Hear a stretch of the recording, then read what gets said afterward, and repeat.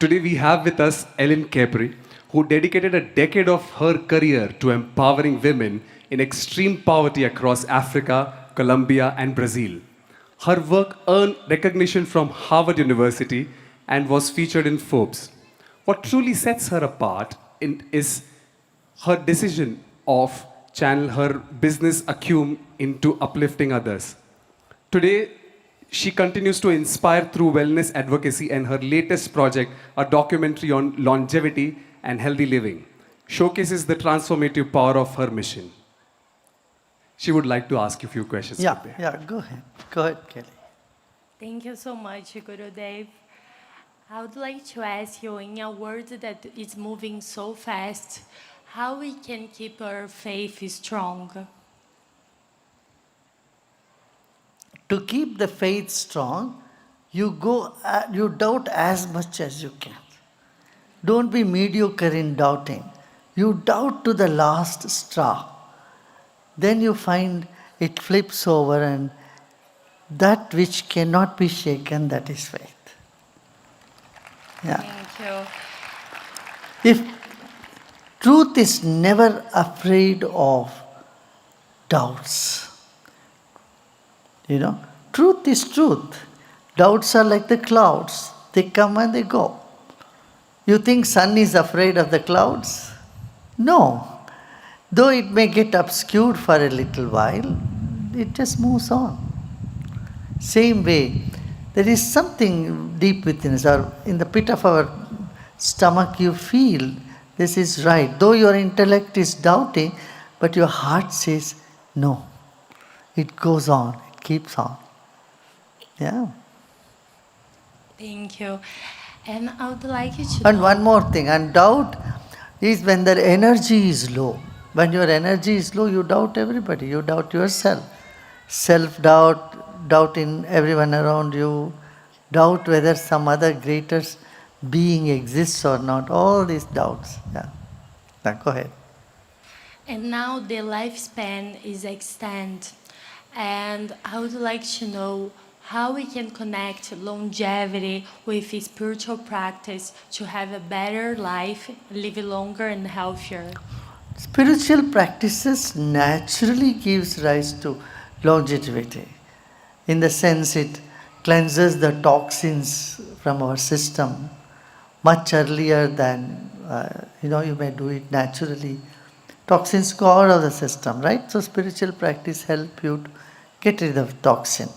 And it also acts like a vaccine for you not accumulating more stress, and by the way produce more toxin. So it prevents toxicity in your thinking, in your behavior, and in your circumstances. So it is very, very useful. Spiritual practice, in fact, I would say, is the best cleansing agent for you, number one. Then, the other thing is, our spirit has no age. See? Even though you get old, there is something in you that says, I am not old. You ask all senior citizens, they think they are not really old. Yeah? So, this is true because there is one aspect of our being which never ages, which is beyond time and beyond space. It's so beautiful.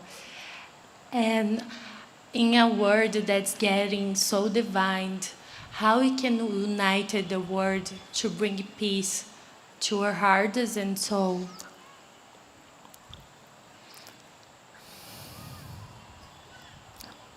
First of all, not to be overwhelmed by the divisions in the society. Know that these temporary phase in the world that comes up with conflicts, it creates definitely a lot of disaster, man-made conflicts. But there is an end to every conflict. Sooner or later it will. And if people are intelligent, it comes to an end much sooner than otherwise. See? Now India and Pakistan got into this big conflict. And it didn't take months to uh, have a ceasefire. What happened? The two sides called each other, the military man or commander of both sides, they spoke on phone and they came together and the political leaders spoke with each other and they agreed for a ceasefire and it's done in 4 days. You know. Though the temperature was very high, tension was mounting, people were getting anxious. Wise leadership can put the conflicts at rest, sooner, as soon as they arise. But it's a long work. People have to have that enlightened mindset, to go beyond the conflicts. Whether it is domestic conflict or conflict between the communities or between the nations, all this needs a wise mind, a wise brain, and a brave heart to resolve. Thank you. The last question. Which phrase could you give to us that is a very powerful phrase? I know it's hard to say, but a phrase that could teach so much about life and spirituality. The ancient Vedic knowledge, the yoga, philosophy of yoga, the ancient wisdom here has always stood up with this idea: the world is one family. And it has always catered to the needs of people for time. See, faith has to adopt itself to the time. If faith is like a substance, it cannot get into any shape bottle of any shape. But if it is like a liquid, if it is fluid, it just merges, melts with every situation, and it can fit in any bottle. And that's how ancient wisdom, it embraces good things from everywhere. There is a saying in Sanskrit, it says, "May knowledge come to me from all sides." So that is a broad mindset which is free from prejudice and which is scientific in its approach and which encourages one to ask questions and think.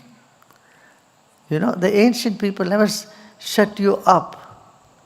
They didn't say, shut up, that you can't ask the questions. They always said, ask questions. Yeah? Good. Okay? Gurudev, today is Buddha Purnima. And in the current scenario, we are reminded of Angulimala. When kings failed to restrain Angulimala, it was the Buddha who succeeded. What can be learned towards an approach for de-radicalization from this? You should know that people's mind work through vibrations. Their brains are influenced by vibrations. And more positive vibration, more positive change happens. And Lord Buddha was radiating that positive vibration.